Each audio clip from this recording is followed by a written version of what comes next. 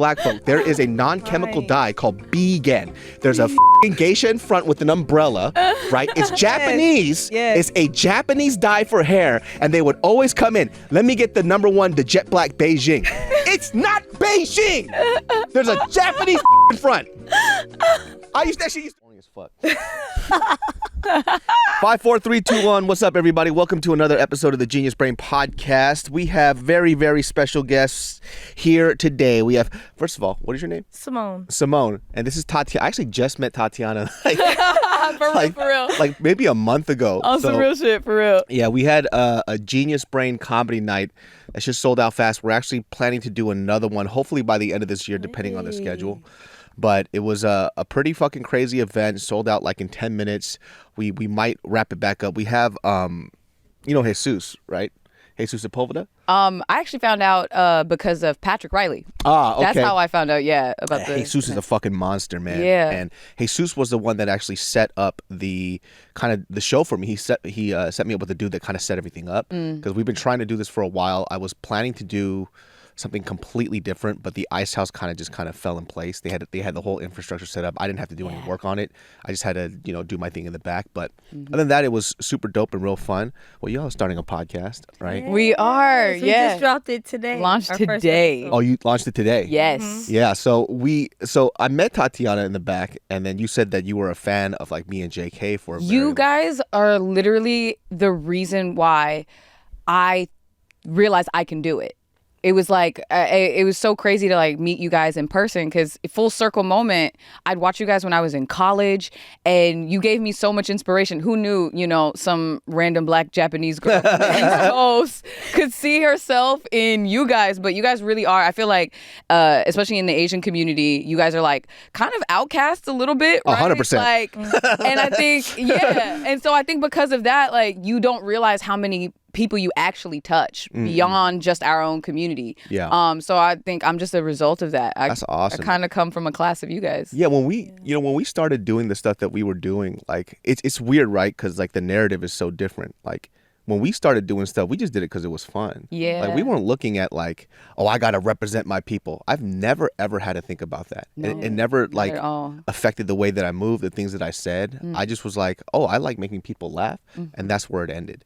So when we have these like conversations, especially nowadays when we talk about like cultural and identity politics is so fucking huge. Yeah. The moment you put your face out there, the moment you get a look, everybody goes, are you representing your culture? It's like, I'm just representing They me. already put you in a category. Yeah. 100%. And it's sometimes I think it's really hard, right? Because I think we just want to represent ourselves. Yeah. Right? We were talking about that on the way here. We were like, we love that we don't feel like we fit in a box. Like obviously we show up as ourselves, but we don't like to be put in a box. We work with whoever, like our friend group looks like literally the United Nations. Right. That never mattered to us. And those are the lives that we reach and we touch. And, when I'm doing stand-up comedy, I don't give a fuck what your background is. Yeah. You came to a show to laugh. Right. That's it. Baseline. So I'm just using my experience and what I know to do that job. Yeah, and then you're gonna find like this weird space too, where like every now, it's not even every now, a lot of the times I'll get an email, and this is for anybody who's gonna email me. This is just a little quick warning. Leave his inbox alone. If you start an email with, "Hey, I'm a part of an Asian thing, and I want you to talk about your Asian experience," I will never respond back to you. Oh, for real? And here's the reason why. It's not because it's like people might misinterpret that and construe it as, oh, you don't want to talk about Asian shit because you think it's corny. No, that's not it. I know your questions already. It's the same fucking shit every time. What do you feel like you've done for the Asian? I don't need to answer any of this shit. If you know who the fuck I am, then that's it. It's just the same questions over and over again. And they want to pull like identity politics into it, right? It's like, and I just don't care. Like if you want to ask me questions as like how I grew up and like, comedy or like the things that I love doing, then fine. I'll love doing an interview like that. Right. But there's always like a specific agenda that people have, right? It's like if you look this way, sound this way, this is what you should talk about and this is what you should support. Right. That's why I hate talking about politics. Yeah. You know what I mean? I don't like it. Number one, I I don't know shit. Hey, I don't know. we in the same I'm like, I don't know shit. And sometimes Yeah. people get mad at you if you don't know this type of stuff. It's like, well, I don't, because it's sometimes because I can't wait till the fucking election is over because. Why are you getting these text messages? Kamala won't stop texting me. No, They just She texted me won't. about Gavin. I said, nigga, leave me alone. Nigga, I don't even like you, bitch. Nobody texts me that much. Dude, they're just like, it's like these random texts that you get. It's all on your feed 24/7. By the time this podcast comes out, maybe the election will probably be wrapped up around there. Yeah. But like, it's been kind of fucking annoying, man. Yeah. And like, everybody is posting political shit. All the celebrities that I follow, they're posting all their politics and stuff. It's like, I don't give a fuck what you think about politics. You don't know shit. Just sing. Never have I once thought, oh, I wonder how Usher feels about women's rights. Never. About I'm prop. never worried about that Yeah, shit. yeah. But there was just like, I think the hard part too is that when you go into the political realm and you start talking about morality, people will dig up your past like a motherfucker because nobody has a clean slate. Yeah. So when you talk about like what you should do as a human being, they'll go back. It's like, oh, like for example, like George Lopez is a great example, right? Oh, George Lopez is still George Lopez. On stage to this day. Yeah, well, like George Lopez came out and he in support of Kamala Harris. That's perfectly fine. But, he does a speech about morality. It's like, bro, your wife gave you her fucking kidney and then you cheated on her and you divorced her. Yeah. I'll be like, give my kidney back. Because what you doing? Well, this is what happened. Like, this isn't like some shit that I'm making up. Like, this was big news. Yeah. People forget about this. It's like, That's George, crazy. like, I'm not making a judgment call on who he is. I'm just Right. saying it might not be the best idea for you to take a moral standpoint when we've seen what you've done in the past. And it wasn't something small. Your wife gave you a fucking organ. You fucking cheated on her with multiple fucking women. With my organ. She wanted to make With it my work, organ. and you still divorced her. So it's like I said, if that's what you have been known to do, maybe standing up on a pedestal saying like morally this is what you should do might not be a good idea. Yeah. Because the other side doesn't like you, they'll dig all that shit up. That's So that's true. why I stay Your out. actions don't don't line up with what you did. 100%. Like, so, And that part too And is people can change. Like, People we'll can. give them- 100%. People can absolutely change. they really can. However, But you still got Our my memories. organ in your damn body and you ain't apologized or nothing or gave it back? Let me tell you something. That's crazy. If I gave my wife one of my fucking fucked up organs, right? And then she lives, she cheats on me, and I'm like, hey, let's still make this work. I still love you. We got kids. And she goes, no, I'm still gonna fuck these other guys. It's like, cool. I'm gonna kill you. I'm gonna take my fucking organ back. All right, and let's see if you survive without it. Come you on now. stupid bitch. Right? That's just what it is. that's a no, fact. for real. That's a fact. Give me my shit back right now. That's crazy. Run it. Didn't that happen with what's her face? Oh, what's the celebrity? So people just taking organs? It was her best friend. She gave her best friend gave her one of her organs. Was it Selena Gomez? It was Selena Gomez, yeah. and they're not best friends anymore or some Yeah. shit. Oh, Take it back. Oh, Take back your fucking organ, dude. Take I'll take back. that shit back immediately, he's dude. signing contracts now. 100%. 'Cause you're that's getting a crazy. prenuptial agreement for organ for the of soul?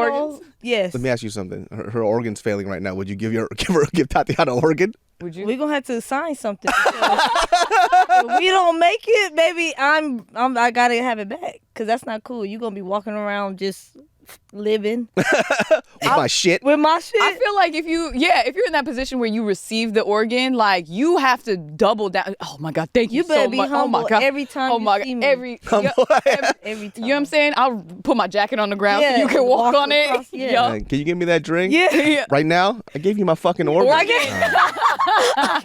Every fucking time it's gonna be like that. Time. Yeah. How'd you two meet each other? Because you're from New York, Yes. right? And then you're from like Cerritos. So how did that fucking work out? So I actually moved in 2018 to Los Angeles. Did not have anything to do with entertainment. I was with. It was really because of my partner, and luckily my job moved me out here, and it took me a couple years to like get settled in. But then I ended up joining an improv team called Bernie Mac and Cheese. Oh wow, Gang, Oh, no gang, lame shit. that's kind of fucking BMC, funny. What up, baby. BMC? And we got connected through that. Like I actually had seen you a couple times before, and I was always like, "She's so cool. I hope she likes me." All my organs. All my organs. And and then we just like started to create and work together, and just got really tight. yeah. Yeah, it just like was We one of see those each other. connections. Yeah. Are you also in stand up as well? I am moving in that direction. Are you gonna go tour stand up? Yeah. Have you performed yet? I have. I did Her like, first time doing stand up, she did like an hour and a half. Damn, bitch, what the fuck?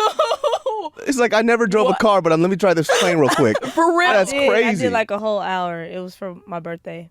So I let Teddy Ray open me up. Wow, that sounded. Okay. No, I didn't mean. Oh shit! Yeah. All right. I busted it open with Teddy Ray. I was like, damn. All right. R.I.P. Teddy Ray. R.I.P. Teddy R.I.P. Ray. I met That's probably what him. killed him. You made him come and he died. That's fucking crazy. Yo, Teddy Ray's fucking man, dude. Rest in Man. fucking peace, Rest in man. peace, Teddy Ray. I only got to meet Teddy like once, and it was like in a couple of auditions. And that dude is just so naturally fucking funny, just quick-witted as fuck. Like, Just some people just have it, and he was one of those authentic people with who it, too. just had. Did they ever figure out like how he died? Because they just found him dead in a pool. I don't know. no, I don't think so. It might not have been public information. That's so fucking sad. that is. So sad. So you did like an hour, and Teddy Yeah, opened. I didn't mean to say open me up. Before I go on stage, He opened up for me. Yeah. He opened up for me. Yeah, so I did for like an hour. And they were laughing. I don't know if they're laughing because they're my friends and family, but You did an hour and a half. That's so fucking long. I did. I would have a heart attack. That's crazy for your And I was first a little, time. you Yeah. know, so I was just talking too. So That's fine. So have you gone to clubs yet and done like a couple of 5s, 10s, 15s? So Gucci had pulled me. I thought it was an open mic, Uh-huh. and I heard open mics are just other comedians. Mhm. This was a whole ass show, and I only had 2 jokes. Great. I only had 2 jokes. So I was all like, after I finished, I said, "Y'all liked it?" I said, "Cause I only got 2 jokes."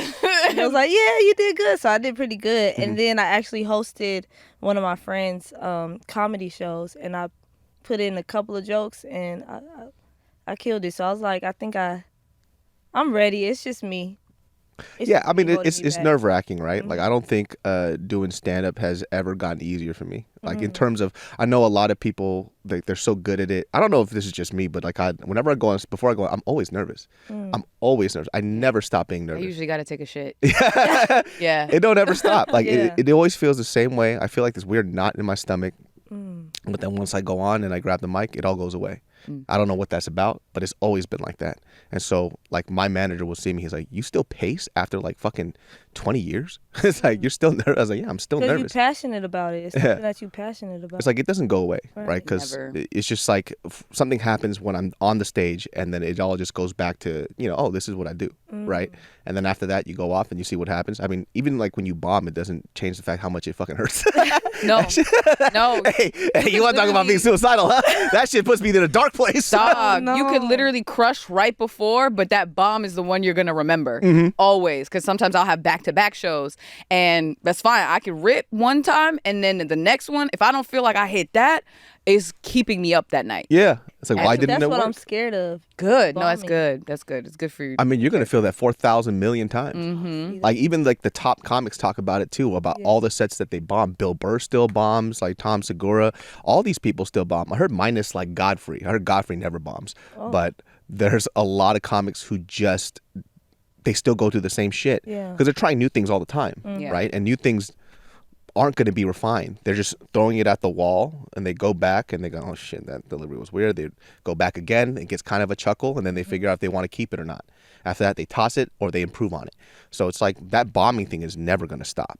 Like it's like when you do anything, like when you shoot content online, sometimes the videos do great, Yeah. sometimes they do fucking shit. You like both of them, but the crowd gets to decide what they like or not, Right. right? So that's like the hard part where I always say it's like, okay, am I not funny or was this a bad crowd? Right. Right. That's why you got to keep trying it and trying it and trying it. That's the toss up. Like you don't know. Sometimes you're like, okay, I know this is a good joke, right? Like shit, it makes me fucking laugh, so it should make you laugh. Yeah. Right. Yeah. And then it doesn't hit. But then watch, you do another show, and for some reason they're cracking up. I was like, oh, maybe it was a good joke. Yeah. Maybe the crowd just wasn't feeling it that night, or something else was fucking off.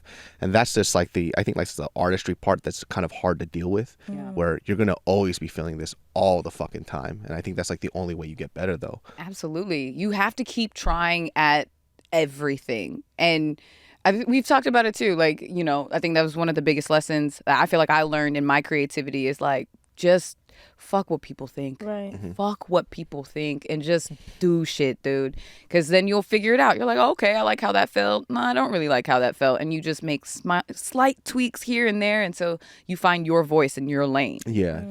Yeah, I think that's something you've done really well at. And I think you've always never given a fuck, which is just like. Sometimes I should, though. Like, sometimes I really should. So I just wake up in chaos. And I'm like, okay, what am I going to try? It's like, this, like, one of the things my manager used to get pissed off at me, it's like, I'll do something and it goes really fucking well. And it's like gaining steam. And I'm like, I'm done with it. Let me do something else. And he's like, why? Why the fuck would you do that? I was like, because I'm bored. So let me go do something else. Yeah. And then I go try something else. And I try something else. I think, like, if you want to be successful, really successful, it's like sticking to it and then just doing whatever you can to make sure that it works. I don't really have that in me. Like, I just had this idea of, like, I just want to live my life doing what I enjoy. And if I don't enjoy it anymore, I can move on from it. Come on now. That sounds great. That sounds like a happy preaching, life. David. Message. I mean, look, it's not like I don't work hard, right? It's just like, I don't know. Like, how old are you two? 30. 31. Okay, so look, I'm 36 right now. I'm turning 37 next year. Damn. So for me, I'm fucking with you. Damn. Let me tell you something. I got these 50-year-old knees though, so you can't tell. But these But the knees, why the week of my 30th birthday, my knees did like a crack. I was walking up a hill. No, see, you're gonna understand something. You guys are now starting to reach that age where your body's gonna break down doing shit that it's supposed to do. Yeah, you know what I'm saying? regular shit. It's doing regular shit. Like, you'll be like cooking eggs, and then your wrist gets fucked up. It's like, yo, I just flipped a fucking egg, dude. No, like, This it is happens. for you. Yeah, This is for you. it happens so much. And then I look back at this time where it's like, because I used to be like huge. I was like 300 pounds. wow. I was big. I was almost 300. I was just like shy 10 pounds of it, right? And then, during that time, I thought I was young. So, like, you don't feel these joint pains. But then when I hit around like 28, that's when I'm like, oh shit, being fat is hurting me. You know what I mean? Like, my fucking knees are screaming. Like, everything's in fucking pain. And like, now I'm very conscious of, like, time is very limited, right? I'm not sure if you guys are in that space now where you get to look at, the people in your life, whether it's your grandparents, parents, or whoever that it is. And now I'm away from them. So every time I see them, they get a little bit older. And then it's kind of like, oh, I can't piece together that they're getting old and then they're not. It's like, in my mind, I see my mom as when I was a little kid. Yeah, yeah. Even though physically I could see that she's not that same person. Right. And then I get reminded of that when I look at pictures. And I'm like, oh shit, she does look a little different. Yeah. And it changes a little bit. So I think, like, for me in my life, I think of, like, I'm very cognizant that I'm going to die. Right. And not in a negative way. It's just like, like, life is very finite. We don't make it out alive. Yeah. 100%. We don't. Listen, and I feel like people get like tight when you say that. It's like, no, you should be living now. That's why you gotta do everything that you want to do now. And really, truly, we don't know how many days we. I could die To be tomorrow. honest, Literally, it could end tomorrow. Yeah. But I hope this episode will come out before that. Look, we started this podcast. They're dead. Sorry. They fucking died. My bad, y'all. Yeah, you gotta. Yeah, but it like changes, like, your perspective of how you want to do things and how you want to live, you know? Absolutely. So, like, when I came to this conclusion of, like, oh shit, like, life is very short, I was like, oh, I don't need to live by somebody else's standards of what I should do, right? Because that was a very hard part of my life and journey, was like, oh, you could be a really great actor, but nobody asked me if I wanted to act. It's like, you never asked if I wanted that, right? You just, I did a film and they're like, oh, this is really good shit. Well, go into more auditions, do this. Well, I was like, well, you never asked if I wanted to do it, right? I just did that because that's what I wanted in the moment, and I'll move on and do something else. So, like, when I look at the measurement of success in people's life, it stopped being about money and wealth and everything else. It's just like how you carry yourself and what you do in your life, right?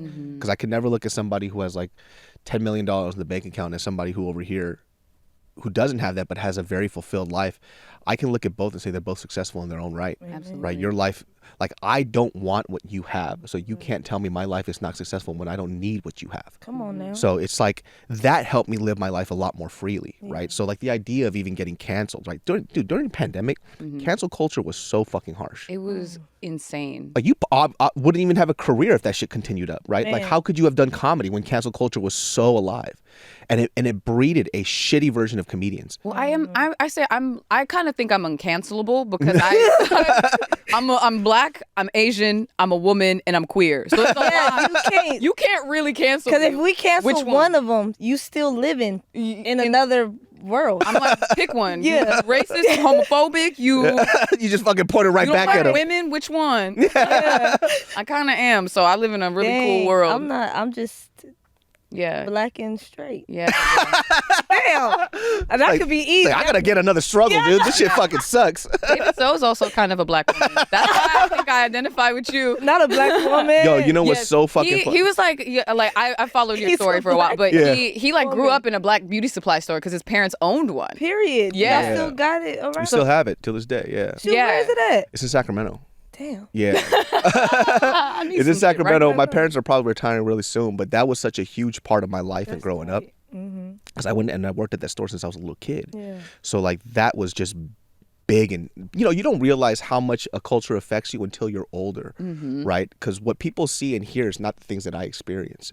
So for example, like I grew up in a black beauty supply store, so mainly the bigger influences in my life in terms of everyday like chit chat and talking with black women. Yeah. So it wasn't black men. So when people would be like, "Oh, you're black, but you're a black woman," and I'm like, "No, for real." I think that's why I really like you and your comedy, because I was like, "Yeah, I can relate to him." Yeah. You're Gucci. Are we the same? Like my friend, your legs crossed looking out. my friend Megan says the best. She was like, "You're like the epitome of a sassy black auntie. Like you don't take shit from anybody else, and you always got some shit to say." Yeah. And I look back at it, I was like, "Oh, I could kind of see that," but then in my mind, that's just like the people who I was around all the fucking time. And I think like one of the things that I gained specifically just in that beauty supply store and going to barbershops all the time is that everybody talks shit 24/7.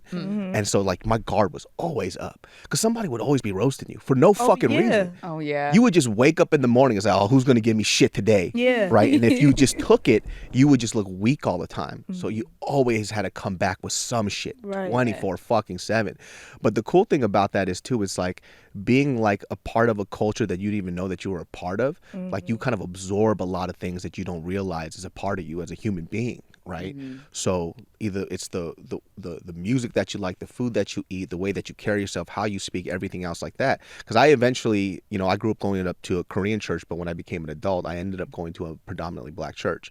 Right. And even to me, like I didn't realize, like, you'll see this photo, right? And it's just all black photo, and this is one white dot. And it's just, I'm just like this. Like the printer give up? Yeah. I was just like, I remember when I first went to this church, I was like, damn, man, they sing so much better than us. I was like, damn, this music is so much better. Because y'all be singing like, Well, it's different, right? So it's types. So it's a lot of like Christian, like rock is the thing. It's, you know what I mean? And rhythmically, it's very boring, right? And I never really fucked with it. I'm sorry. It's just the same fucking chords John knows because he went to a Korean church. Like, it's the same fucking chords, the same fucking key, same notes, no harm, nothing else, right? And I remember just going to this church. It was predominantly black. It wasn't a black church, but the main pastor was his name was Sherwood. He passed away, rest in peace. But we went there and they had a whole choir. And I was like, what the fuck is this? Right? I was like, this is fucking amazing. And they're all on key. That's fucking wild. The people in the fucking crowd, they're all on key too. Yeah. And I'm like, this is fucking amazing. Yep. And so I attended that church for like 5 or 6 years. But like being a part of like this funk, I think like that's the thing about me when I had a hard time placing myself, especially when I moved out of some place like Sacramento. Sacramento's very diverse. When I came to LA, things were very separated. Yeah, weirdly segregated. Yeah. So it's diverse in the sense there's a lot of cultures here, but a lot of people don't really mix like that here. Yeah, they don't. You know what I'm saying? So it's like black people stay here, Asian people stay here, Mexican people stay here, white people stay here. And I wasn't used to that. So when I get booked for auditions and people are asking me to come, I get callbacks, they don't know where to place me. Yeah, they're like, Can you make a different choice? Dude, let me tell you something, dude. When I first started doing auditions, and I remember like I had to do like Asian accents for auditions. And I know like when people hear this stuff, right? And Dumbfounded did this thing on a podcast with Tim recently where he was talking about he had to do an audition and he had to do an Asian accent and he did it, right? I would have done it too. You know what I'm saying? I know it's like frowned upon. They're like, why would you let the white man do that to you? Yeah. I needed a job, bitch. I eat this roll, nigga. Yeah, I'll get this fucking roll, Yeah. and then I'll complain after. You know what I mean? Facts. Let me get my check first. Right. Because why wouldn't you, though? Yeah. Why wouldn't you? Yeah, That's it's like crazy. the check fucking cleared. Right. Yes. Cool. Now I go, how fucking dare you make me do this? You know what I mean? But like, it's just like having somebody try to place me in a box was very hard because it's like I didn't know what box I relatively belonged in. I just was like, oh, I'm just going to always be me.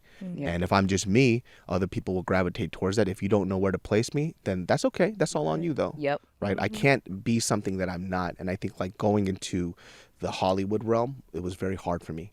Because people are always telling you how to be, what you should say, what you can't say. You have to smile, shake hands with people you don't fucking like. You have to tell people that their ideas that are absolute garbage, they're fucking great because you just want an opportunity. Well, YouTube did the opposite. It's like, I create my own opportunity. Amen. Instagram created that other opportunity. Oh, you don't think I'm funny? Well, let me see what other people say. Yeah. Yep. And people find you funny. Right. They think that you're talented. They come out to your shows, and you didn't have to have somebody up top tell you what you're worth. Exactly. Right? You set your own standard. He a preacher. I was a youth minister for her. Oh, damn. That's So, right. I think that's what's amazing, right? Like, how would we have all connected here if it wasn't for what YouTube and everything else did, Absolutely. right? Like, there was no fucking way for you guys who have ever met anybody who have influenced your life and in any type of way because everybody, like, stardom felt so far away. It felt like these celebrities were untouchable. Right? You would never be able to have a conversation with them. You couldn't like be around them because they were special human beings. Right. What you found out through YouTube is like, oh, anybody could be fucking entertaining if there's no red tape. And then the world opened up because you're like, oh yeah, people aren't they aren't a monolith. It's there's no box that any single one of these people fit in. And it was beautiful to see that like level of community be built from something that was it was new in the time too. Like YouTube, I feel now it's like huge, right? You can find anything. And I mean, shit, you name it, pop it in that search box and you can find You it. can find fucking absolutely anything. Man, yeah, people are going to school on YouTube now, but in that time, for someone like me to come across, content that I could relate with, I was like, damn, this is cool. This is fucking cool. There's people out there that aren't, just the norm. And honestly, I don't think most people are, right? Nobody's like I feel normal. nobody is. I mean, look, I think that when I find out too, it's just like I feel like everybody is slightly retarded, and like every time I meet somebody, I'm like, oh, you dumb as shit, just like me. You pretend like you're smart, but you're stupid as fuck, dude. They dumb. Like everybody's just a little bit off, Absolutely. And I like that too. Like I like everybody just like when my wife looks at like the group of friends that I have, she's like, nobody's the same. I was like, yeah, they're all fucking entertaining to me, right? Yeah. They're all a little weird. And I think Offbeat. Yeah. they're a little offbeat. I think the one thing that they all have in common, that in order for you to be like a serious part of my life, it's never about like the things that you personally say, feel, believe, or anything else like that. It's like how you treat me as a person and if you could take a fucking joke. So if you have loyalty, then I'm pretty much good with you, right? Because there's a lot of people who are very likable. They're very good at saying the things that you want to hear, right? And you'll see that a lot. Like you'll meet up with somebody, they'll dap you up, you give them hugs. They like what you like. Oh, I'm into this. Oh, I'm into that shit too. And then you think, oh, this person's really fucking cool. And then later on, you find out they're a piece of fucking shit because they're so good at being likable. And likable people to me are very dangerous because they're not thinking about, they have never solidified who they are. They're just trying to base who they are based on who you are. They're trying to fit in. All the time, right? Because somebody like that will also do this. They'll come up to you. They're like, oh, you're from Cerritos? Oh, I know from people from Cerritos. They'll find that thing that links you, right? They'll say all this good shit. But watch when somebody else comes in that, I don't know, they could gain off of you and they don't like you. They'll be like, oh, yeah, fuck her. Yeah. No, that happens so fucking often. I'm actually just like immune to it now. Now I just don't even fucking care. So when people use that word and they go, oh, like that's my homie, I'm like, I'm not your friend. Like, the fuck, we just met each other once. Like, don't say that. Yeah. Like, we're not friends. And that's not a bad thing. No, it's not a bad thing. I don't know you, bro. Like, I literally just met you. I don't know you. Yeah. I've had people in my life that are like that are like, oh, yeah, that's my friend. And then come to find out that's not really their friend. Like, I don't know what you think a friend is, but a friend, try it and test it. A friend ain't just somebody you say hi to on the street. No. Yeah, you could just be like, oh, I met Tatyana. Yeah. Right? Exactly. It's like, oh, she's really cool. Yeah. That's where you could I leave it. only met her once. And but what it turns out to is that's the homegirl. That's my friend. It's like, what? Yeah. Like, you don't fucking know me. Seriously. What? And then when your videos be blowing up, because my videos blew up a couple of times, people that ain't said nothing to me, my homegirl, look at her. She on the shade room. Yeah, Like, yeah, yeah. Girl, you didn't even post it when I first put it on. Yeah. That But when the actually shade happened. room posted it, then you, I'm your friend. That happened real life. life. You remember when I told you this girl, she was like, oh, yeah, you know my homegirl, Simone. And I said, yeah. Yeah. And I brought up her name to you. You were like, who the fuck is Yeah, that? I said, who's that? I said, I don't know. She said, y'all went way back. You like, I don't know I that said, girl. I ain't go that back. I ain't go that No, far. people, 'cause that's crazy. when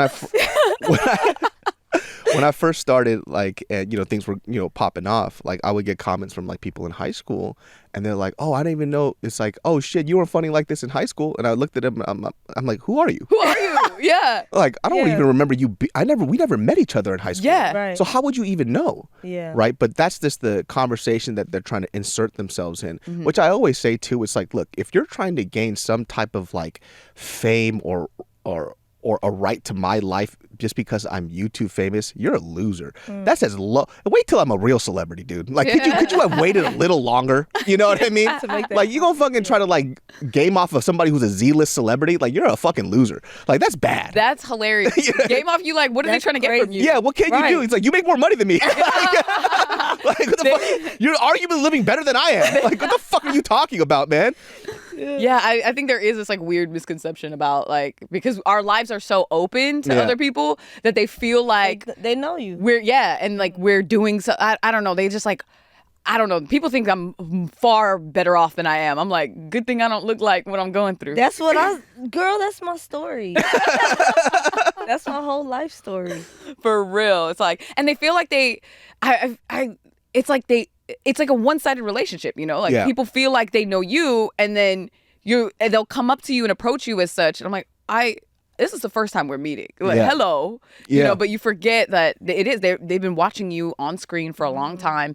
And so they do feel a connection to you. Yeah. Very odd. Yeah, and I always talk about this too. It's like most people, like when we have interaction with somebody who is a fan of what, because I've been on this space for a long time now. yeah. It's 99% great, but then that 1% that's super bad, it just sticks with me sometimes because then I get a little scared. That some people get a little intrusive. They feel like you owe them something, right? And then, like I said, I was just living my life. Like, it's not like I don't appreciate the support, but you can't own me. Yeah, You know what I yeah. mean? You don't own my time. You don't own my space. Like, I've had a situation, I talked about this before, and I got ripped. This is during the woke time too. Fuck you guys. Not dude. the woke. Fuck you guys. Yeah, Fuck dude. y'all. But I talked about this time where I was at Disneyland, and I was with my girlfriend, now my wife at the time, and I travel a lot. So I was just gone all the time. And so the time that we had together with me and my wife was very important because we would only see each other on the weekends. And that was one day out of a fucking week. And we lived in the same fucking city. I was just busy. She was busy working, building her dreams. So when we have these times and we meet up with each other, it's very important to me. So we were at Disneyland and I'm there and this guy comes up. And he's like, oh, David, so about, he's like having this whole conversation. I dapped him up. I said, thank you for the support, everything else. We could take a quick pic or whatever, but let me ask if it's cool with my lady real quick because, we're on a date right now. And I think like for her, it already happened like 6 or 7 times throughout the day. So I'm like, this is enough. And I was like, hey, I'm just going to dap you up and say thank you very much. I had a conversation with him for a hot like 10 seconds. And I was like, I got to roll. And then, he's like, I was like, it's like, oh, can you do a whole video and stuff? And he's like, I'm like, look, I'm on a date right now Yeah. with my lady. And he starts making a fuss about it. Right. And I got upset because I'm like, hey, bro, like we just had a pleasant conversation. Right. And I told you my boundary, which is like, I'm on a date with the lady. Right. Like, can I go back to the date? Yeah. Right. And then he made this whole fucking fuss. And the internet got mad at me because they were like, oh, well, you can't give time to your fucking fans. I did give my time. I just Yeah. didn't want to do a video and do a fucking song and dance for this fucking Yeah, guy. at Yeah. Disneyland. At Disneyland. Like, I'm here on a fucking date. Yeah, we all paid to be here. Yeah, this is expensive, This bitch. is very expensive. This is a $120 ticket. Come on Like, now. are you out of your mind? Actually, $240 because I had to pay for hers too. Facts. Yeah. You know what I'm saying? And on top of that food, it's a $400 day. Yeah. Yeah. And did you get fast pass?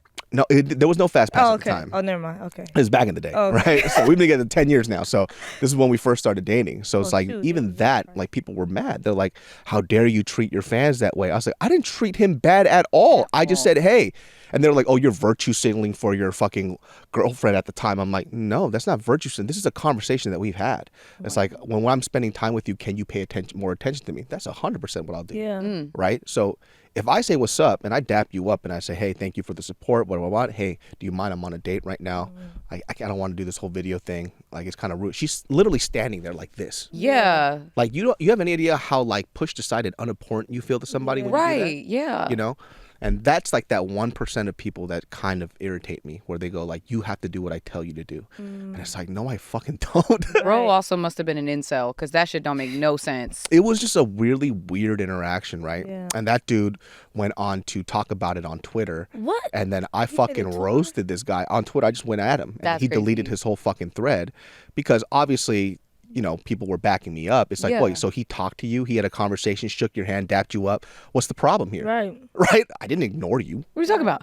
Yeah, like, What are you talking about? like, isn't that I thought that was pretty decent. It's like, so I had to do that plus do the video, take photos with you, sign. It's like, come on. That's No. crazy. Yeah, I don't have to do any of that shit. No. Like, if anything else, I thought the human interaction part would have been the best part. Mm-hmm. Right? Yeah. Then, hey, take this video and get the fuck out of here. Right. Right. Versus like, hey, how are you doing? Oh, where are you from? He was from Chicago. Like, I still remember where he's from. Yeah. You know what I'm saying? I still remember his stupid ass fucking face too. That's crazy. Now you got fucking rap beef. Yeah. From the shy. I fucking hate this fool, dude. I fucking hate him so much. Because he dude. tried you. He really tried did. you. But it's just a weird thing. Like, I don't understand what that is. And look, I get weird too around people who I'm big fans of too, right? But I always have to remind myself, it's like, do they even want to talk to me right now? Are they doing something? Are they eating? Yeah. And I'm okay with just being like, hey, I'm a big fan. Nice to meet you. And that's plenty for me. Yeah. Yeah. I don't even need the photo. Like, I just want to say hi and say thank you and then kind of move on about my life. But, you know, people are different. I get it, right? It's just like, I just wish sometimes people would just respect that a little bit. It's like, you know, I have my own boundaries. Yeah. Yeah. You know what I'm saying? Absolutely. And safety too. Yeah, I don't fucking know you. Yeah. Grab my ass for all I know. You know what I'm saying? That shit juicy. So I fucking Hey, get you really black. Really a black woman. That's crazy. I'm thinking the back. I get it. Yeah, I mean, you want to grab sometimes. I understand. I'm screaming. Shit. I got a solid C-cup booty. Yeah. Is that how they're measured? I can't. I got no problems with the C-cup booty, dude. B-cup booties are very nice, actually. I actually like B-cups. You know what B-cup booty is? It's just like, it's just enough where you could just like see it there in the shadow. Yeah, that's perfectly fine. I will say this though, one of the most shallow things I've ever done in my life, and I'm not proud of this. What is it? What is He it? gonna say it. I did dump a girl because she had no ass, and I thought I could get over it, right? And it's not even something that's big. It's just like, yeah, it's like. I don't think I ever What, mentioned you this on went a. to go smack it and it sounded like cardboard? It's just like, Sound you ever a hear like a wall? laptop close? No, I'm fucking around. Look, if she ever sees this, it is what You it is. ever hear a laptop? A close? laptop is, That's what it sounded like. that's crazy. I specifically remember this. We were hooking up, and then you turn them around and you smash them from the back, and I was like, what am I supposed to do with this? What is Oh no, you're supposed to type that up. And like I said, I'm okay. I had to like fluff it up. I had to squeeze it up like this, and I just was like, oh, I didn't realize how important like having an ass is. Not a big ass, but a little something. Something. I just need to grab something. little Yeah. cushion? And I was like, Put a oh, push in. I didn't think that would be a deal breaker for me. Right? that. I mean, she had other things that I didn't like either. It was Yeah. compounded, but that was like the last straw. It's like, you ain't got no fucking ass either? Fuck this. You have no ass, all crack, and I can't deal with it anymore. It's like, what are you sitting on? Like, that shit must be sore. Like, it was fucking wild. It was like straight up, like lower back and then a thigh. Oh, and I'm like, no. oh shit, I've never seen that before. Like, could you imagine just like having sex with somebody and your face is like this? And you shouldn't even be thinking like that. Yeah, I was like, Oh, oh, yeah. During that I was like, time. this is fascinating. And I just was like, what the fuck is this? This should be studied. Yeah, and look, we were only dating for like a month, and she already had crazy other bad habits that I didn't like.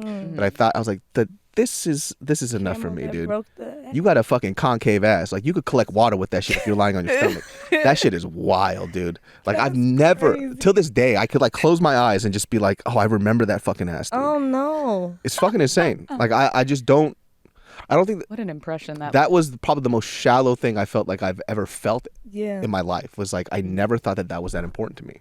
But I feel like it's also dangerous not to have an ass. Like, it protects you from a lot of stuff. Like if you bump into a It's a medical condition. Yeah, Now I'm going to hell. I just fucking. Yeah, you're an ableist. I'm an ableist. It's like, oh look, you ain't got no. You can't even sit, dude. You can't even. If I'm gonna whoop your ass, what am I gonna whoop?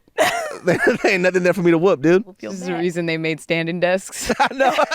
It's specifically for her. You. I know because of me. She invented it because I'm the reason why people get BBLs and shit. You made her a millionaire, so fuck it, bro. Is your who's Japanese? Is it your dad? My or- mom. I have an Asian mom. Her mom is real Asian. Yeah. What's that like? Is it still as Asian as ever? Yeah. Oh yeah. Like it's.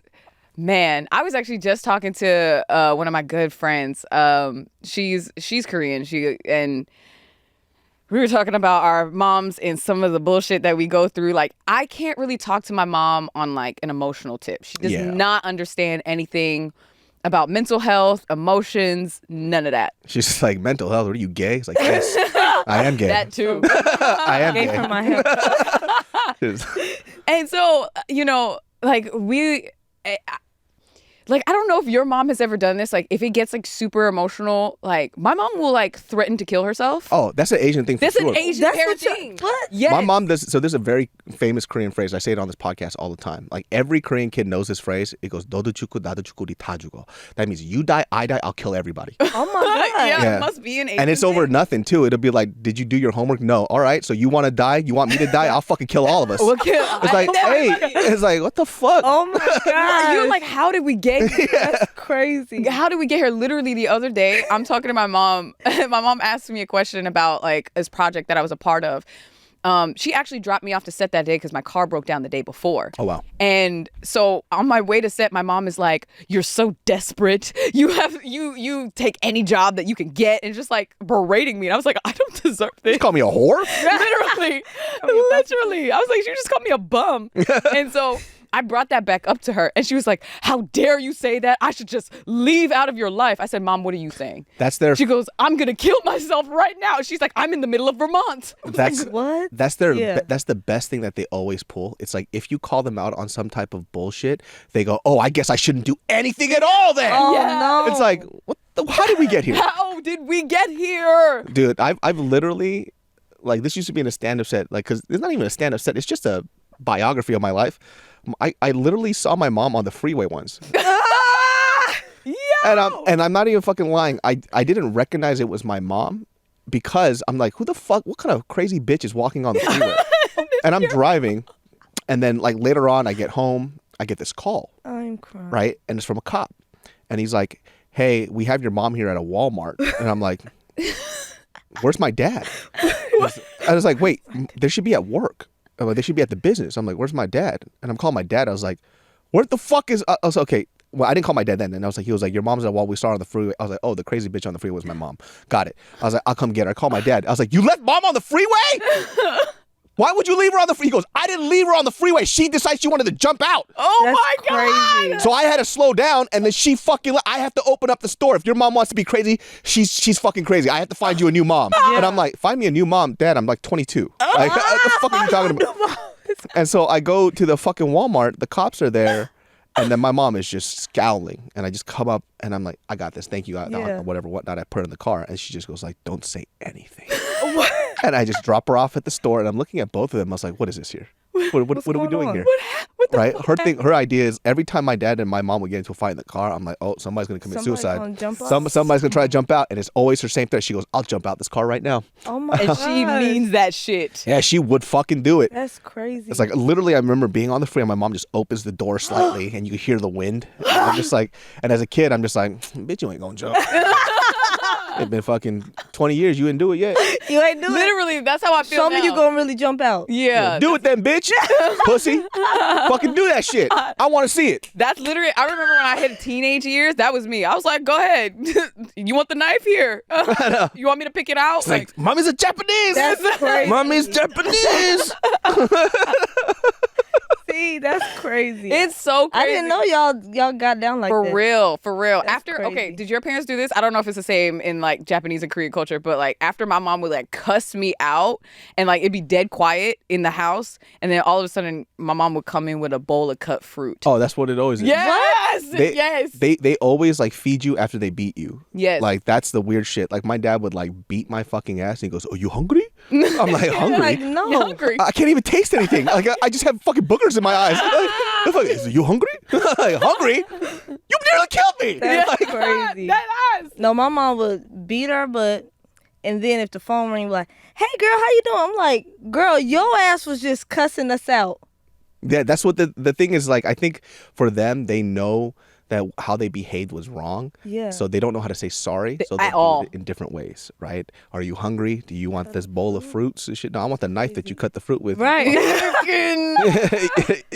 That's crazy. Yeah, that's Does your mom is your mom fluent in English? my mom. Yeah, now she is. Oh, okay. Does she have like a slight accent? I couldn't hear it until I was much older. People would tell me as a kid, they'd be like, "You know your mom has an accent." I was like, "No, she doesn't." I would start crying. I was like, "No." And then I would go home and talk to her. I'm like, "It sounds perfect." No, But yeah. she has a full Yeah, accent. touchy.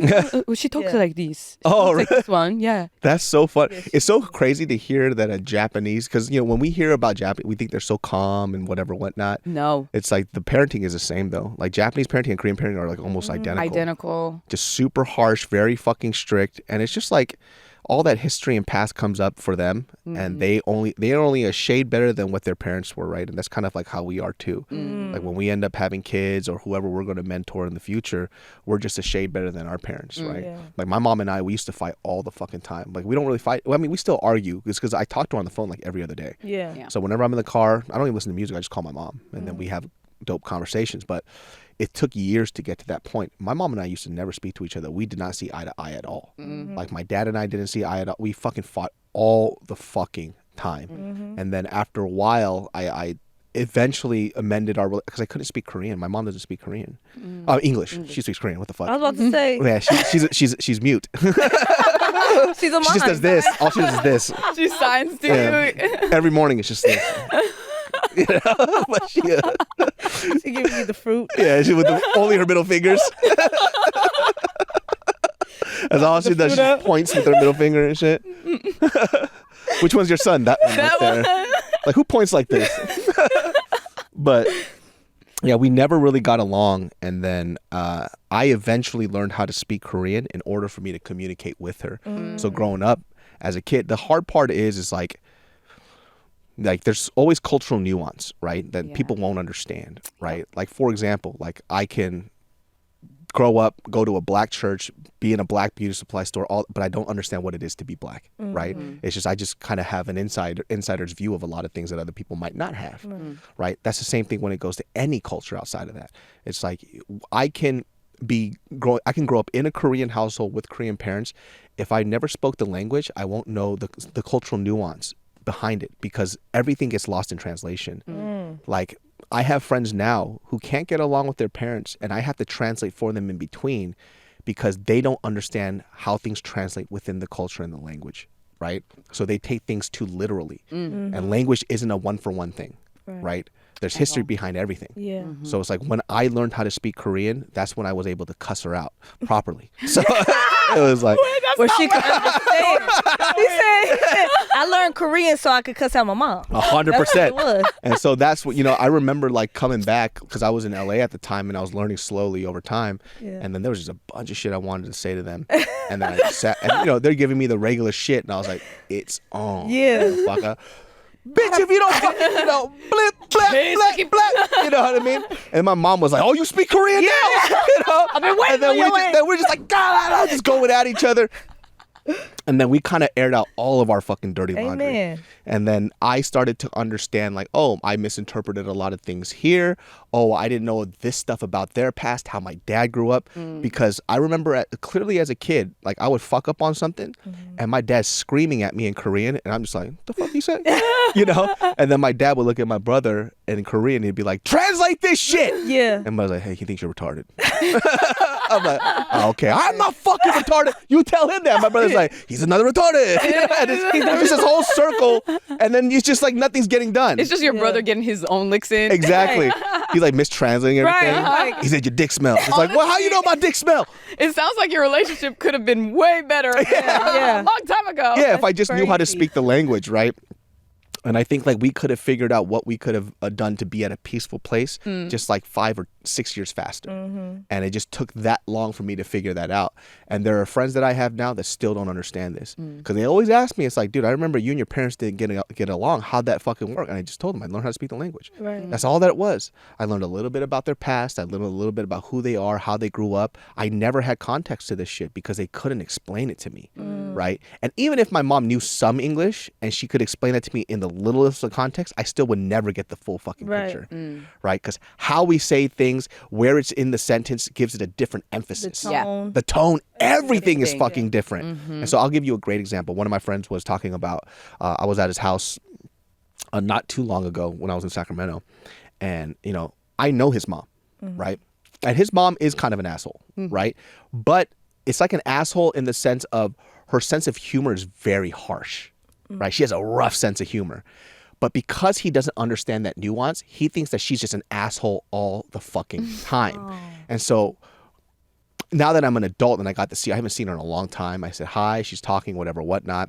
And then, you know, she makes a joke at me and she goes, still a little fat. And I was like, that's pretty wild, actually. And then I'm like laughing because I'm laughing, right? And then he comes in and he's like, you got to stop talking about people's body image. That's not fucking right. I was like, hey, bro, she's joking. Yeah. Like, she's making a joke. He goes, no, she's not fucking joking. She always does that shit to me. I was like, hey, we got to stop. Yeah. And then, you know, she's like looking at me. It's like, do you see how fucking dumb he is? Right? And I was like, oh, that's when it clicked. There's the I'm disconnect. Like, you don't know when she's joking and when she's not because you don't know the language and the culture. So I took him aside. I was like, she's joking with me. You're not even a part of this conversation. Right. We're both laughing. Yeah. I was like, is this how you guys communicate? It's like when she makes these like off comments, you think that she's like criticizing you all the time. Well, she does do that, but you can't tell the difference between one or the other. So now you think everything she says she's being mean. Right. And now she's frustrated because she's like, damn, I can't even joke with my fucking son. Right. I was like, when she says like, oh, I can see you're still fat, right? And then I'm laughing and she's clearly cracking up. You can't even see the fact that we're joking now. Yeah. Like all your personal trauma that you have with your mom is now being bled into our conversation, right? And so basically I was explaining to her like in Korean, it's like he doesn't speak Korean, so he's not going to understand. She goes, I know.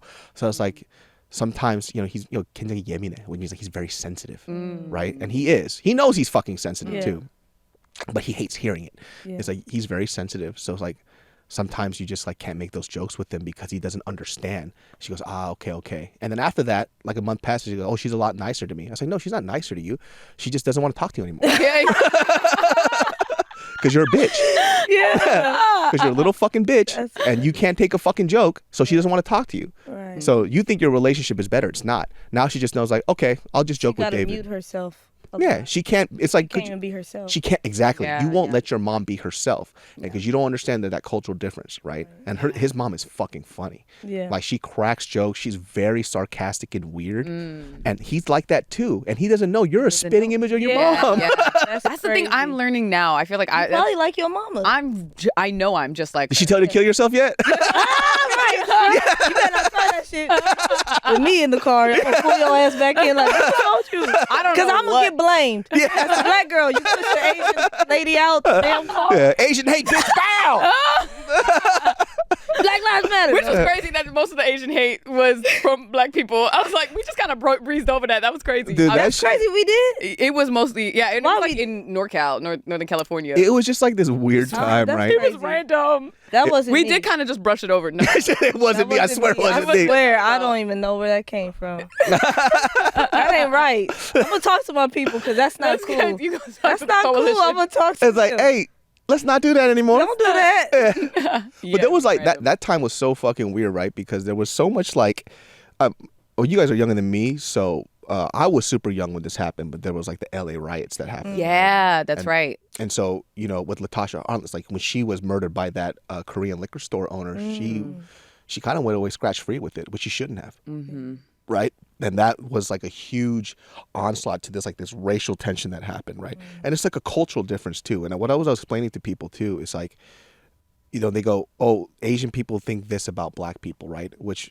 given, I think it's very true. But then we always have to talk about context. When somebody comes into this country, the ideals of this country that is fed to the foreigners is done by this country. Yeah. We have at that time, we didn't know. There's a dude in high school, never met a black person. And he was a friend of mine in high school when he came from Korea. And he was shocked to see black people. He's like, oh, what the fuck? Like, I've never seen a black person before. He's like, they just get to walk around? I shit you fucking not.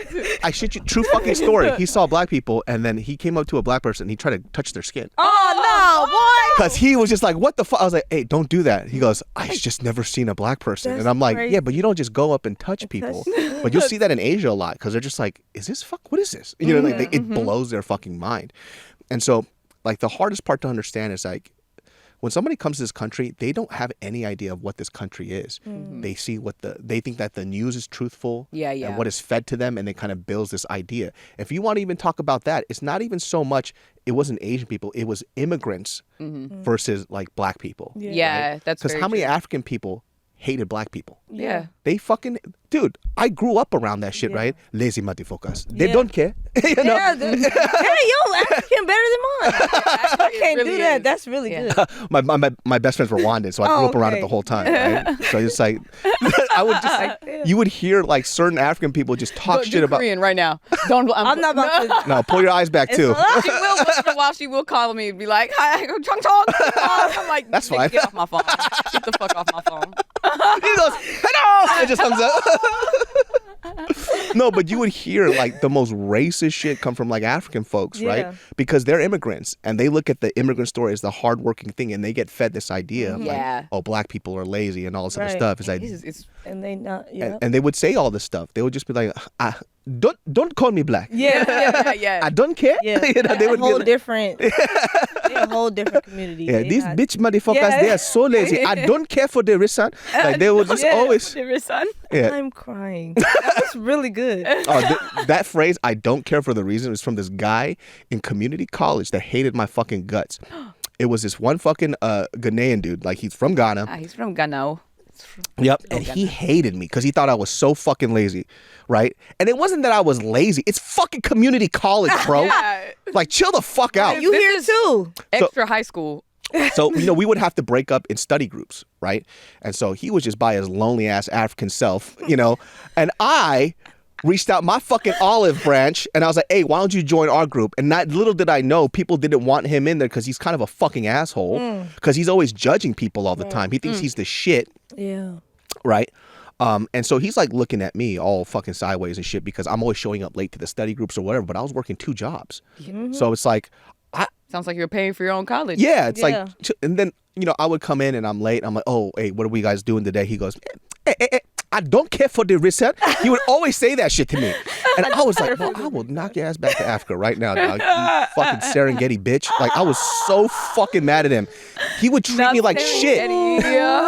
He would treat me like shit. Like, all the fucking time. He doesn't care. He doesn't care. I'm like, he doesn't care. I do not care. Yeah. He just would always act like I'm like this fucking person that's bringing the group down. It's like, no, I can show up like 5 minutes fucking late, dude. Yeah. Like, relax. But it's that fucking shitty ass attitude is what I'm talking about. Just judging everybody. Yeah. Like, that is a very uniquely immigrant thing for sure. Yeah, it's an immigrant thing, right? My mom be judging for no reason. My mom had scoliosis for 15 years. You can't even walk straight, bitch. Shut up. She did, and she finally did rehab, and then she went.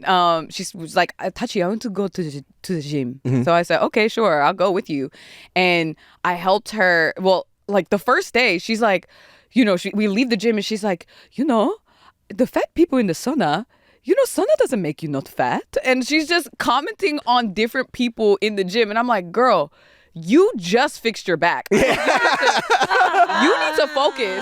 What are we talking about here? Yo, my mom did the funniest thing where like, I was telling my mom about a couple friends of mine they were going through marital issues. And this woman, she was just like, these people, it's like, why do these kids, like, they don't know how to be in a healthy relationship? It's like, I was like, hold on a second. I was like, I clearly remember you taking a rice cooker filled with rice and you threw it at our dad's head. And then you missed, and then one of the fucking the counter little shingle things snapped off. Like, it's still there. I had to super glue it. I was like, are you fucking insane? And she just pauses on the phone and she goes, you have a really good memory. Crazy. What the They fuck are be you? saying, because my mom giving me relationship advice. I'm like, you was married to a crackhead. Why are you telling me? She's gonna listen to this podcast. Stop putting my business out there, bitch. Yeah, all The my fuck? parents- And my I love dad him. I'm be like, you was a crackhead, sir. Sorry. Literally. So what if I did crack? It was great. I'm like, girl, you the last one I need to get advice from. girl. Right. Our parents have very short memories. Very short. Very short memories. I think a lot of times too, like they just never want to like feel like they were a part of you being a little fucked up. Yeah. You know what I mean? Yeah, It's like yeah. I did all the good stuff. All You the good got- stuff that you do, they're like, that's That's me. me. That's me. Yeah. That was the last huge fight that I got in with my dad. I mean, that was like 7 years ago now. Yeah. Where it was basically like, he basically said like, "Oh, you're doing good in comedy because of me." My mom did that the other day. She goes, you know, Tachi, you're so funny because of me. And I'm like, girl, yeah, the trauma. Yeah. I was like, I don't think Japanese people are known to be funny. No, no, All right. no. All right. You guys are very quiet and you make really good bread. That's also a weird, strange fact. Make They bread. put all of their emotions into pastries. Yeah. Yeah, to really Any find of their your- fucking crafts and shit, dude. Yeah. Like, Yeah. have you been to Japan? No. Have you been to Japan? I have. Oh, you gotta take her. I know. Well, I had some Japan food. Yeah, that's different. You go to Japan, you'll It's see like I've like these basically people who are seen it so all. good at their fucking craft. Like Yeah. they're very good at that shit. It's pretty wild, man. Yeah, if you order a fast food burger, it's going to look like the commercial. That's like crazy. that's the level of perfection they put in everything. So what is Korean? Korean people are like They're what good at Japanese, buying luxury goods. yeah, that are very fake. Like our shit is like if let's say we do a pastry example, right? Because I've been to my wife speaks Japanese and Korean, so we go both places a lot. Japan is so good at mastering a single craft, right? And then they'll experiment here and there. Korean people will do that, and then they say fuck the rules, so they'll do whatever the fuck they want. Yeah. So if an Italian person says like, oh, you don't put ketchup in this shit, Korean people are like, I like ketchup, so I'll put ketchup in it, right? And they're like, that's not how you do it. They go, I don't fucking care, it tastes Yeah. good, and they'll just keep experimenting over and over and over.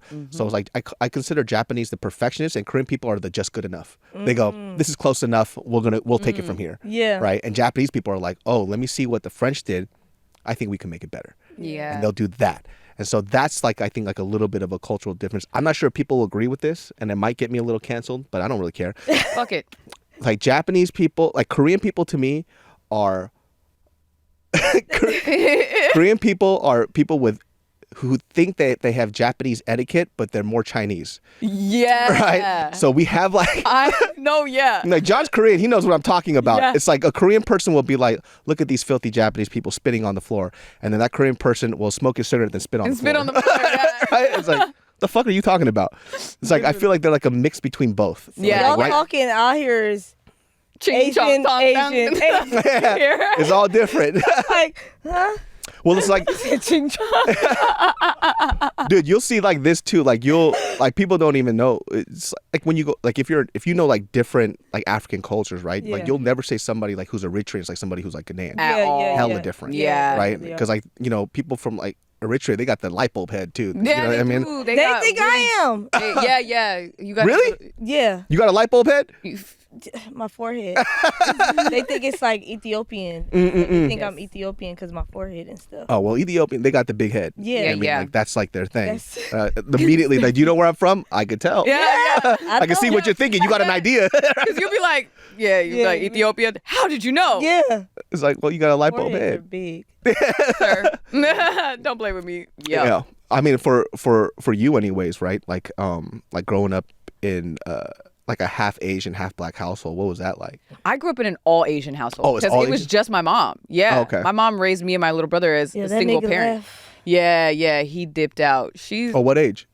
2 years old. So Super I- early. Yeah, I didn't really have a relationship with my dad, and I didn't even know I was black until somebody told me at school one day. Swear to God, I get to school and one of the kids, they saw my mom pick me up and they go, "Hey, you adopted?" The next day I go, I was like, no, I didn't know what that meant. Yeah. I was 8 years old, but I was like, it felt wrong. I was like, no, I'm not. They're like, well, you don't look like your mom. And I was like, huh? And then when she picked me up that day, I looked at her in like the rearview mirror, and I looked at me, and I looked at her. I was like, damn, that must have been a glass shattering moment. Like, it was crazy. I was like, when were you gonna tell me? he was like, I'm a nigga. I could finally say it. And you was like, bah, bah, bah. It was such a crazy moment. Like, I literally had no idea that I was like being raised in a very particular way. I don't think it really dawned on my mom either. She just raised us the only way you're that a she kid. knew. That's it. Yeah. So it was like really confusing for a lot of my life. Damn, you grew up in stereotypes. Your dad dipped as a black man. Your mom was mean as fuck. It's like, god damn, you're gonna get a break. And every single stereotype. All the negative stereotypes you got in one household. Got it. You didn't get none of the positive shit. That's so fucking For funny. real, I wasn't in Kumon. None of that. Where's your do you have a relationship with your father now, or is he present? I mean, like, just like once in a while we'll talk on the phone, but I'm like the second of the last of his 7 or 8 kids. So he don't really know me. He like be forgetting about us. He's like, oh yeah, I did have those Japanese kids once. What Once in a while. was he in the military? No, he wasn't. This is where the story gets confusing. Sorry, Mom, I'm putting it all out there. My mom actually met my uncle first. Oh. And he was in the military. And somehow their relationship, nobody really ever divulges to us. But I think they were a thing before my mom and my dad were a thing. Oh. Yeah, my mom had a really interesting life. She, like, after they didn't work out, like, he took all of her stuff and pawned it off and, like, you know, sold it for drugs. And he dropped her off in the middle of Naples, Texas. That's, like, the middle of nowhere at my grandmother's house. At the time, it wasn't. But he dropped her off there, and my mom didn't really speak too much English at the time, so it's just my grandma looking at this Asian bitch in her house like, what the fuck you want me to do with her? Yeah, she's just staying there, I guess, and helping her around the house. And then my mom sees my dad mowing the lawn one day and was like, oh, he's fine.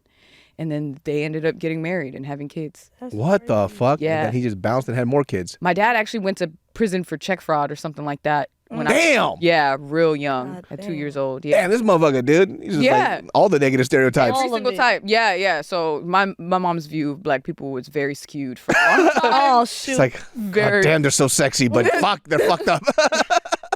I was. I've had to correct her on a few things. No, not anymore. But I've had to correct her on a few things. I'm like, you can't say that. It's her personal trauma just Right. bleeding out. It's like, these guys just fucking keep ruining me. That's so fucking crazy. Yeah, my Oh, mom's had a Lord. crazy. I'm like, you need to write a book. She left Japan because she was dating the head of the mafia at the time, the Yakuza. Your mom just like trouble, dude. Yeah. That's like your bad mom's girl. shit, dude. She was a little bad girl. What if your dad like literally said to her, was like, you know, I'm not going to stay with you. She goes, I don't care. It's like, oh, you're the problem. Literally, she needs to write a book. That's what my friend went through. Like, he always like put his mom on like this pedestal, like, because his dad was such a piece of shit. He was like he was like the Walter White. Like, so he would sell meth. He was like the meth king where he was at, and he went to jail for a long time. But like when he started like recounting the stories of his mom, because in his mom, it's like, oh, my mom was like an innocent victim in this whole thing, and our family was victimized by this man.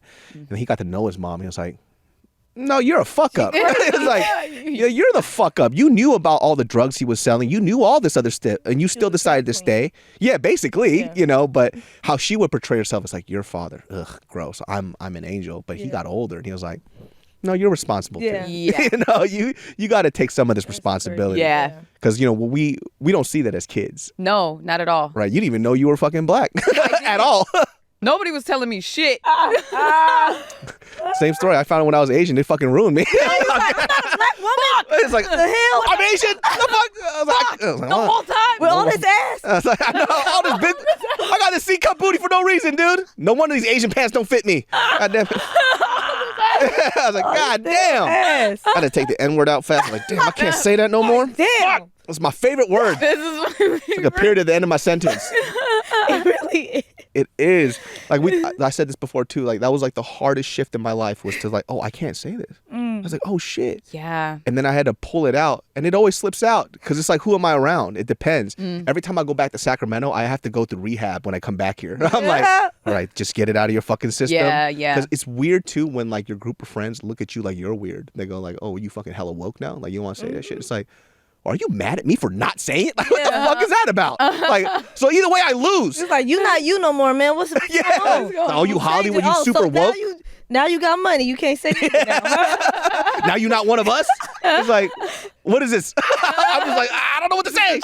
Yeah. I was like, I'm in trouble either way. Yeah. Beating sweat. Yeah, I'm just like sweating the whole time. It's like, no, I can't say it. Can I? You know, it just doesn't have like a complete passport everywhere. So it's just too hard. No, because like growing up in New York, I was like, everybody said the N-word. Everybody. Literally everybody. Like it didn't No faze racial anybody. connotation at all. It was like a term of endearment. Yeah. When you were upset, you were surprised, shocked, whatever the fuck that it was. Yes. Whole sentence sometimes. Yeah, and it was so weird. Like, I wouldn't say weird. It was just like, oh, I didn't know that other people felt a different way. You know, and Because you're so used to your own community and nobody. I'll tell you this moment in high school. It's a buddy of mine named Shane. He was a black dude, obviously. And there was a girl named Shanisha. So Shanisha, blackest name ever. Yeah. So blackest name ever. So you already know what high school I went to. I'm like cracking up. Yeah. Dude, Shanisha, Zakia, all these right? Zakia was fucking nuts. But Shanisha comes up to me because, we're all talking or whatnot, and I say the word. And she's like, you can't say that. And I was like, say what? And she's like, you can't say the M word. That's our word. I was like, really? Yeah. And then Shane comes in and then he starts getting at her on my behalf, right? And that was my first experience, just like my senior year of high school, where I was like, oh, this is a problem?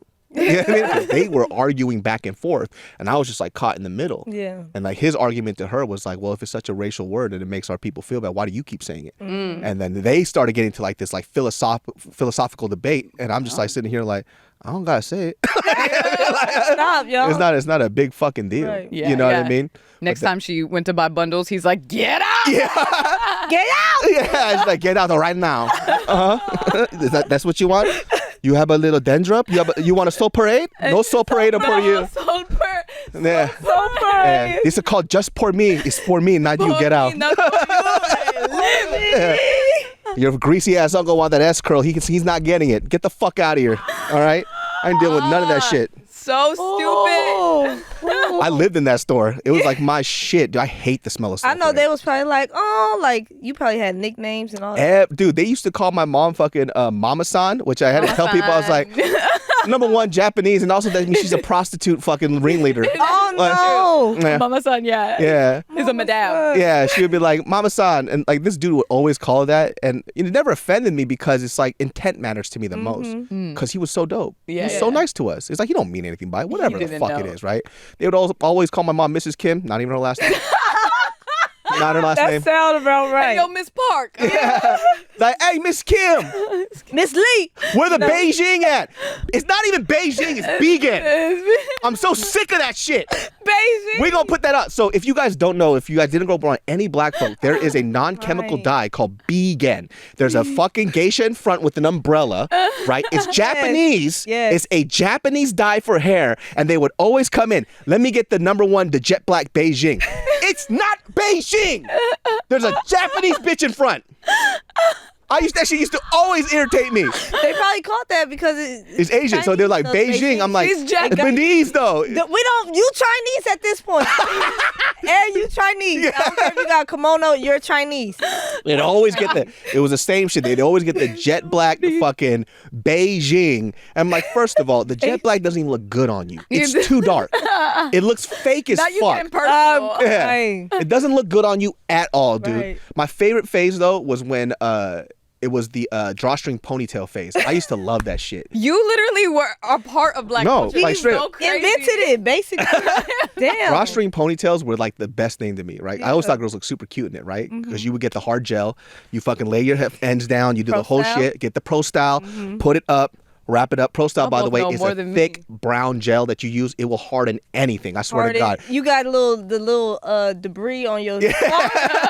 Your dick is soft. You put a little bit of pro style on that shit. That shit hard as fuck. Put the pro style. You lay the fucking ends down. You get the long, straight drawstring fucking ponytail. I thought that shit was super fucking cute. Yeah. But it was like the hottest thing. And then fucking Beyonce comes out and they're like, yo, her fucking wig looks so fucking good. And she was the reason why lace front wigs blew the fuck up. It was literally Beyonce. Yeah. And after that, our fucking business was like, I need lace front wigs. I need lace front wigs. Because it was seamless. Before that, when you guys had wigs, there would only be these combs up front and you could see the separation. But with lace fronts, glue, hair glue, you could lay it down and it had ends. So people were just like, yo, that looks fucking good. Yeah. And people don't understand how expensive hair is. Hair is expensive. Very expensive. And it's a long fucking process, right? And so I remember just getting mistreated by fucking customers is because these bitches' fucking hairs were all fucked up. They didn't get their hair done yet. Yeah, yeah. And so they would come in all fucking You're seeing pissed the off. worst version. Looking Yes. crazy. Early in the fucking morning because they got to get the hair before they go to the fucking place. They don't want to. Really knows. They don't want to deal with you. They're saying all this fucking mean ass shit to me. The next day they come in, hey baby. I'm like, All laid and everything. Look at the mouth. Look at the mouth. you call me baby. You called me retarded yesterday. Yeah, but it was like their mood was based on how they look. Absolutely. And that is how important fucking hair is to black women. Yeah. Right. And I knew that fucking early on. It's like, oh, her hair's fucked. She's gonna be mean to me today. Gonna be hot. I already know. It's 9 a.m. Yes. 9 a.m. Right, her fucking ends aren't laid down. They're all over the fucking place. She looks pissed off. I was like, she's gonna fucking mistreat me today. Oh no. It was just Cussed like that out. all the time. Yeah. I would get cussed out so fucking much. Yeah. It was abusive shit. But I just knew that it was just you just having a bad hair day. Yeah. And if y'all don't have what they need, Oh my baby, God. fuck y'all. Fuck this store. Yep. I'm calling the police. Dude, there were some people, like, it's so funny. These people will come back every fucking time. And, you know, when I got older, I could talk back now. Yeah. Right? Because it's my fucking store. Yeah. They're like, oh, this one bitch came up to me. I remember. She goes, you know what? This shit is cheaper across the street. I was like, what the fuck are you doing here then? Why would you come here? If it's fucking cheaper, go there. If they treat you so much better, Yeah. get your bitch ass out and go. I was like, I don't give a fuck. Yeah. I was like, what do you want from me? Right. I was like, if you're going to buy it, then buy it here. If not, you can go across. I'll call them up. Yeah. Right? I was like, they're probably my cousins. I don't give a fuck. Go over there. What she do? Fucking curse me come out and back. she buys it. Yeah. Because it's not cheaper. We're not leaving. Yeah. We just gonna save. It's like, you gotta think save. you're cheap? Don't fuck with me. I'm cheaper. Yeah. Like, I'm not cutting you a deal at all. What I was like, we only cut deals to people who are nice to us. And that was my mom. I didn't realize how dope my mom was to like our customer base. Because she knew that people couldn't pay for shit because, you know, honestly, look, we're in a shitty ass fucking neighborhood. Government checks come at a certain time. And it's a marginalized community. Exactly. Absolutely. So my mom had tabs with everybody. And guess what? Everybody who had a tab before they left the fucking neighborhood, they all paid their tab. I love that. Right? So like when people Wow, don't, so that's it's like my mom beautiful. believed in like the kindness of people because she would like, I remember like she would have like receipts and there would be people come in. It's like, hey, I don't get my check until next week. She's like, you're good for it. Let's put it on the tab. Oh. And they would pay out everything eventually. It would probably not always be on time, but eventually they would pay out their fucking tab. Because when we were in this neighborhood, we had no customers. Yeah. And these are the customers that used to always come since I was a fucking kid. And so they would always, whenever they could, they would come. They could get it elsewhere, but they would always come back here. My mom would have this little tab and she had a stack of receipts where it had everybody's fucking name on it. And it'd be like, oh, they go, oh, I'm a little short this week. She goes, okay, we'll just put it on your tab. And then they would overpay. And then she was like, oh, you gave us a little too much last time. We'll just put that on your tab and we'll deduce it like that. Yeah. And she did that for fucking years. She's Wow. like a black hair angel.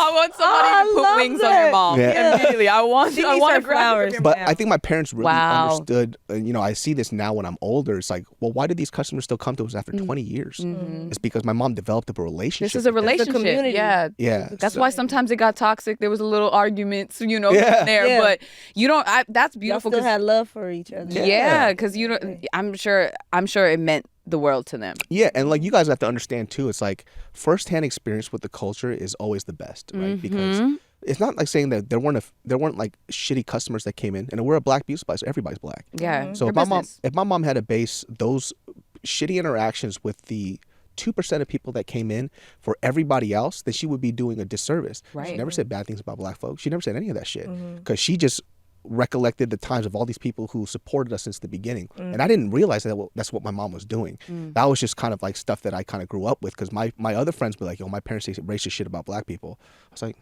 my mom Never did. Yeah. And so like I never grew up with that. So I also didn't have that experience either. So when a lot of Asian kids would be like, yo, Asian parents say fucked up shit about black folk, I was like, that's probably your parents, not mine though. Yeah. Because my dad's also a pastor. So he never said anything bad about black folk. Yeah. So, it showed that your parents' principles definitely show those To actions. the beauty salon. Come on now, come on. dude, there was a dude till this day that still goes to my parents' store, right? And he owned a nail salon and a barber shop. That guy, he's been with us since for fucking ever, right? And we've always developed a relationship with him till this day. The guy still dresses like a pimp. He got the fucking the gaiters on, you know what I'm saying, with the little metal clasp in the fucking like an front. 80s pimp. Yep, he got the perm, the slick back hair, got the mustache, every fucking thing.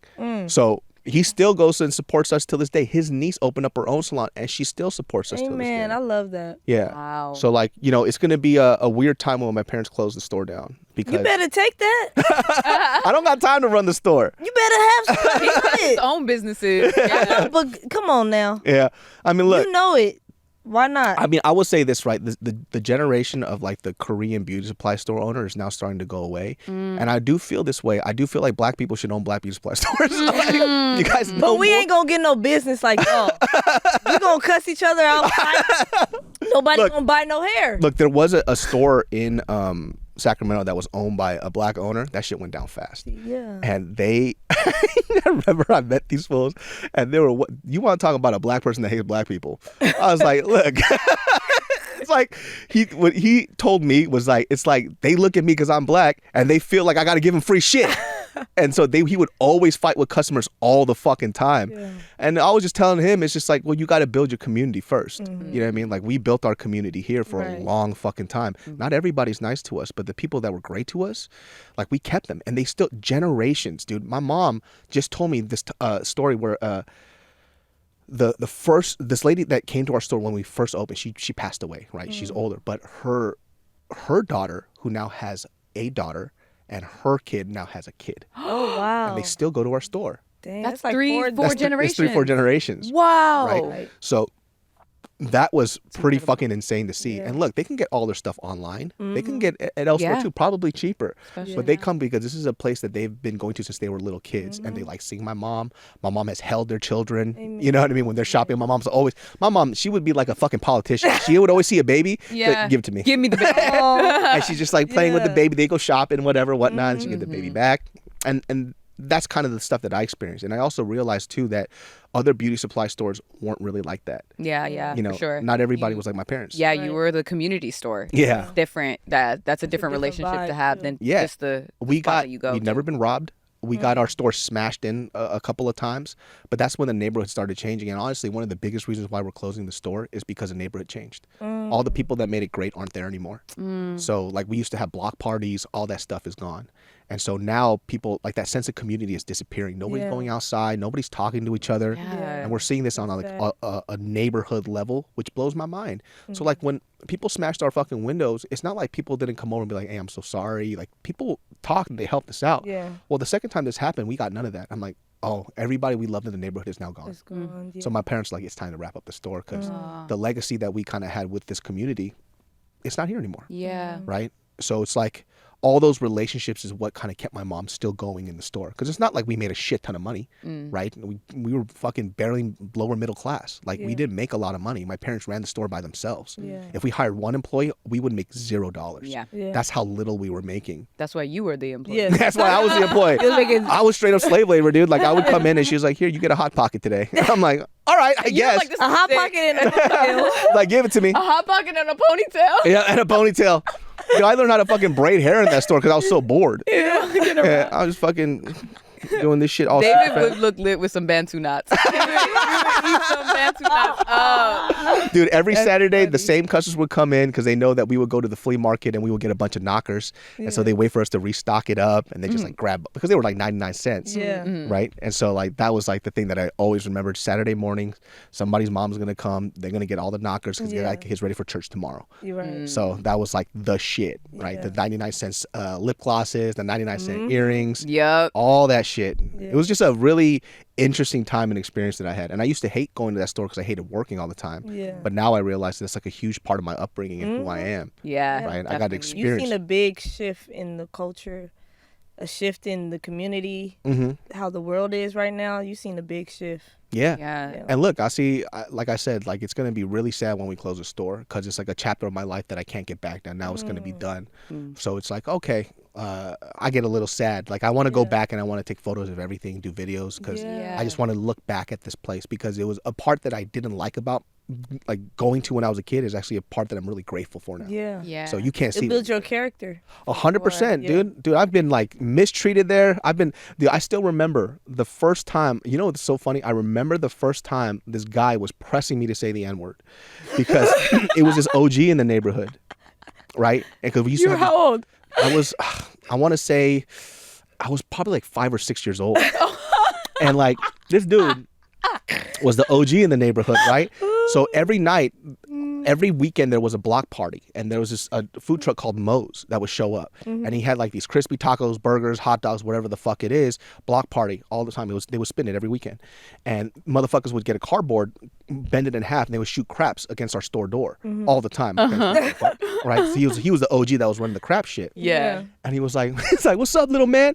He's like, "Who am I?" I'm like, "I don't know." He was like, "You know what? I'm your." It's like, I'm like, "What?" And he was like, "Say it." I was like, and I said it. And he goes, "From now on, that's all you say. You just say, if somebody asks you what's up and who I am, you say, what do you say? You say, that's my Nigga. Oh, and then my all God. yeah. For So you.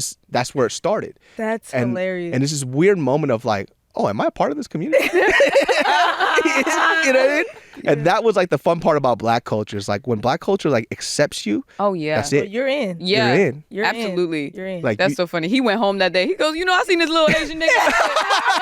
I told him, when you see me, you say, that's my nigga. he was so fucking cool, dude. I bet remember that guy. Did he bring other people to see you All do the this? time. yeah, you got to show. Yo, watch this. Hey, who am I? My nigga. Nigga. You know what was so fucking funny? I like have an accent when I was a kid now too. So there's a store, the liquor store, right? You know what's so fucking funny? It's like when you're a part of a community, you give nicknames to shit that you don't even know it's not even a nickname. So I used to go to a liquor store and I was like, oh, we're about to go to Punjab's. Punjab's is not the liquor store name. No. I only found this out like 7 or 8 years ago.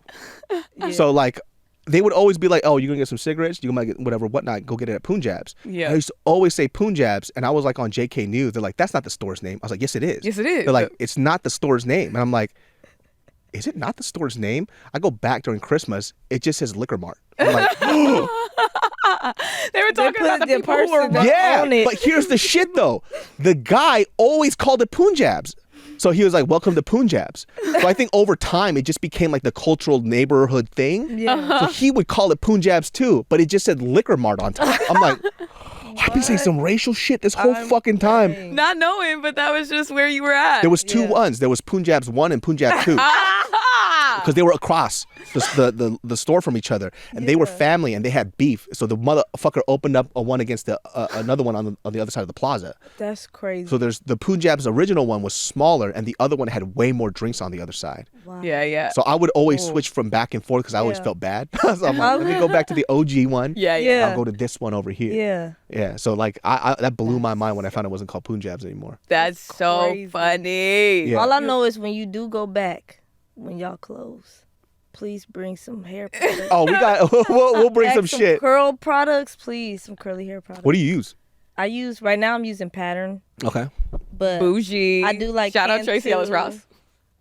I do like Cantu too. So, Okay, Cantu's dope. yeah. That's pretty popular right now. Yeah. I feel like back in the day, like if you were a stylist, like people only got motions. Like that Yo, was like the expensive shit. The blue one? Yeah. The bottle has changed a lot now Yeah. because it went like there was like the blue version, there was the gold and purple version, all this other type of stuff, and then like the natural African products started coming on the scene, and that stuff smelled good, right? I was like, Yeah. oh, thank God, because this It's shit like smells. Africans did their big one. Yeah, like the natural African soaps, the products, all the curling stuff, like all the waxes and everything was just a little different, and then the whole idea of it being organic and natural kind of changed the whole fucking Come on scene. now. right? And I thought it was a smart way to go through because everything Right. was chemicals. Mm-hmm. Everything had so many chemicals. You read the bottle, 4,000 fucking shit. Yeah. I remember when shea butter started popping off, Ooh, yeah. right? Because it was cocoa butter only, Mhm. and then it was cocoa butter, shea butter mix, and it's like you gotta use shea butter only. Yeah. Mm-hmm. And so all this, hard ass fucking.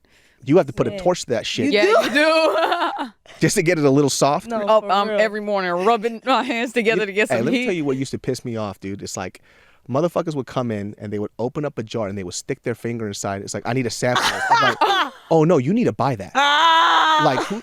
And they're like, well, how am I know if it's gonna good? You bought it 4 or 5 times already. I know what you're doing. You ran out and you wanted to use some in your fucking head. Don't do that shit with me. Buy that Like, shit. put it on Right. a little edge. Yeah, and they'll be like, man, I gotta buy this shit. It's like, you know you gotta buy it. Just buy it. Right, that's Like, who the fuck is gonna you Because it's not a product that just molds back. Yeah. You know? It's like your Like, I could fingerprint is in that. I could steal your identity now. Right. Yeah. You just pour wax in and now Yeah. you got their whole fingerprint. It's like, come on, That man. is Don't do me hilarious. like that, man. Just fucking buy this That's shit. so funny. I had to deal with that shit so fucking often with the same people too. Yeah. Like they always trying to pull a slick one on me. It's like, dude, I've seen you for 10 years. Why are we doing this song and dance, Yeah. bro? Right. I know you. I need to see if it's good. For 10 years? Just buy it. Hair's still not growing. Hair is this short. And he would I know. Yo. Still bald headed. Yeah, you still bald as fuck, dude. I used to always see the customers like when they try to grow out their fucking hair. Yeah. And it's like they're balding now. I'm like, hey man, you gotta stop perming your head. It's time. I will say I'm really thankful for my mom because as a kid I wanted a perm. I wanted one so bad, and she was like, "No, your hair is beautiful," but she didn't know how to do curly hair, so she would just let it dry and then brush it out. So I looked like a giant dust bunny going to school every single day, and I was sick of it. I was like, "Mom, can you just perm it?" She's like, "Absolutely not." She would not let me do it, but I am thankful for that now because Amen. Because Yeah. your hair would have been, girl, you would have looked like a troll doll. I had that era. Yeah. I did. Well, that wraps up this episode yes. of the podcast. That was a super fun Oh, it was podcast. So fun. Thank I you. finally for get to having talk us. about beauty supply shit that, Yes! that nobody knows what the fuck I'm talking about. Yes! You know what I mean? You know, bitches. C-cup booty team, let's go. C-cup booty tea. Period. I don't know. Yours is growing though. But Mine is. I'll stay in the. I'll stay. Little booties matter. Promote your guys' Instagram and your podcast so they could catch you. For sure. Yeah. Oh, yeah. You can find me at Tatyana Gucci on Instagram, Tatyana Ali on TikTok, and at Mad Random. Random Podcast. Mad Random Podcast. And then you can find me on TikTok and Instagram, Simone Cherie. Nice. So make sure you follow all their socials. Check out their podcast for fun conversations. If you love this, you guys got to check their shit out. Look, Yes. it's such a fun podcast that I had, and it's always great meeting somebody who, you know, it always trips me out when I see somebody say they're a fan of mine, and I see like the greatness that you guys are creating from that. It always makes me feel really good because it's like, okay, maybe I am doing something right, Yeah. right? And you look, are. now we're having a conversation. You're on this show. Yeah. We're having a good fucking time. And look, I told you guys I'm not an asshole. He's really not. He's really Nah, cool. say something. Yeah, I'm just a sassy dare black woman, bitch. That's it. Jesus, every Sundays at Period. 12 p.m. We'll see y'all next time. Peace. Her.